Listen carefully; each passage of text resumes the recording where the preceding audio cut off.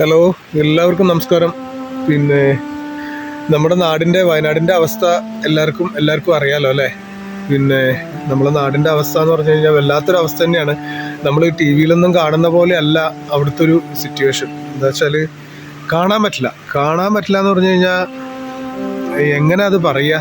അതേപോലൊരു അവസ്ഥ. എന്താ വെച്ചാൽ ഓരോരുത്തരെ ശരീരഭാഗങ്ങളൊക്കെ കിട്ടുക എന്ന് പറയുമ്പോൾ കൈ കിട്ടുക, കാല് കിട്ടുക, എന്താണ് അവിടുത്തെ ഒരു അവസ്ഥ എന്നറിയും. നമ്മളൊക്കെ പ്രാർത്ഥിക്കുക, അല്ലാണ്ട് ഇപ്പൊ എന്താ ചെയ്യുക? ഇതിപ്പോ ഞാൻ നിൽക്കുന്നത് ഇതേപോലത്തെ ഒരു മലഞ്ചിരുവാണ്. ഇത് മേളിലൊരു മല പോലെയാണ്.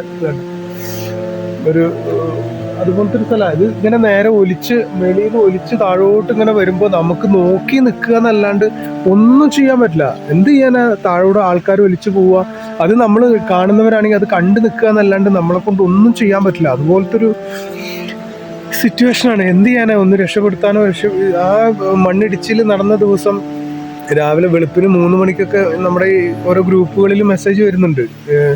ഓരോരുത്തർ വോയിസ് മെസ്സേജൊക്കെ പെട്ടെന്നൊന്ന് വരുമോ, ഇവിടെ ആരും ഇല്ല, അങ്ങനെയൊക്കെ പറയുമ്പോഴേ.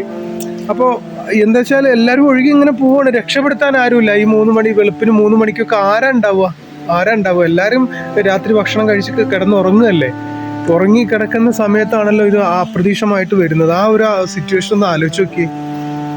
അപ്പൊ അതുപോലത്തെ ഒരു സംഭവമാണ് നമ്മളെ നാട്ടിൽ നടന്നത്. ആ സമയത്ത് രക്ഷപ്പെടുത്താൻ പോലും ആർക്കും പെട്ടെന്ന് എത്തിപ്പെടാനും പറ്റില്ല. അതിൻ്റെ ഇടയിൽ ആ പാലം തകർന്നു പോയി. ആ പാലമൊക്കെ തകർന്നു പോകണമെങ്കിൽ അത്രയും ഫോഴ്സിൽ മണ്ണും കല്ലും ഒലിച്ചു വന്നിട്ടല്ലേ അതൊക്കെ പോയത്. എന്തൊരു അവസ്ഥയാ നോക്കൂല്ലേ. നമ്മളെ നാടിന് എല്ലാവരും പ്രാർത്ഥിക്കുക, അല്ലാണ്ട് ഇപ്പൊ എന്താ ചെയ്യാ? നമ്മളെ കൊണ്ട് ഇപ്പൊ പ്രാർത്ഥിക്കാനല്ലേ പറ്റുള്ളൂ, അല്ലാണ്ട് വേറെ ഒന്നും ചെയ്യാൻ പറ്റില്ല. നമുക്ക് എല്ലാവർക്കും പറ്റുന്ന കാര്യം പ്രാർത്ഥിക്കുക, അല്ലാണ്ട് ഇപ്പൊ എന്താ ചെയ്യാ? അങ്ങനെയൊക്കെയാണ് ഇപ്പൊ നമ്മുടെ നാടിന്റെ അവസ്ഥ. അപ്പൊ എല്ലാവരും പ്രാർത്ഥിക്കുക.